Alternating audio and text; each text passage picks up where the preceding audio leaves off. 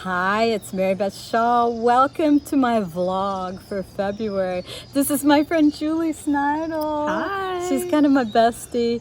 We shared studios together for, oh my God, how many years? 7 maybe? 7 maybe, yeah. And Julie was with me at the very beginnings of StencilGirl Products, which is why I brought her on here today, because I thought it might be fun to go down memory lane. the story and go down memory lane. So anyway, I shall set the I'll set it up the way I remember it, and then Julie can tell you the way she remembers it. This was at Art Fest in Port Townsend, Washington. And I had 6 stencil designs, and we had 6 piles of stencils on a table. Do you want to tell them why you came up with the idea in the first place? Like why? Oh yeah, I probably I mean, should. you know, why did you have stencils? Well, what made you decide to make stencils? That's true. It's a good question, and it was mainly because I couldn't find the stencils I wanted in stores. You know, I had become friends with some people who were in the interior, kind of the faux finishing business, and they were painting walls for people. And yeah, and there were stencils for like babies' nurseries, and there were stencils like that were really cutesy wootsy, but they weren't artsy at all. For artsy people, and they weren't they weren't organic. Media. They were real rigid. Right. I came kind of from a rubber stamp background, and I just didn't really want rubber stamps anymore. Yeah. And I kind of wanted stencils. So anyway, you got them, girl. So I had students, I had hand cut some of mine. I had students who were using them and they really wanted them, so I thought, oh, I should have those manufactured. So I had 6 of my designs manufactured, took them out. Do you remember how many you had that very first time? You 6 designs, yeah, just 6. But I mean, how many of each? Oh, 100 each. I had 100 each made, right. So 600 we took out, you took out to Washington. And here was the kicker. I had been teaching there at Art Fest for a couple of years, and that year I didn't get accepted to teach.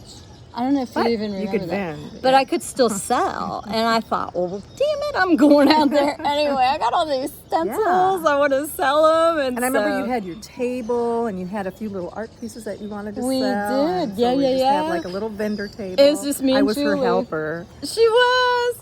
And so the stencils were $14 each. The 9x12. That's all she had 9 at by the time. 12s. Were 9x12. 6 for $75. All 6. And she sold out. She did. And that was a sign. It was like, I think I need to make more. I remember going back to our house that we were staying in, and I called John, and I was like, hey, baby, we might be onto something. It's just like, you gotta be kidding me, man. And then that next day. What year was that? Well, it was 10 years ago. It was, what are we? 2010. It was 2010. It was in March of 2010. Yeah.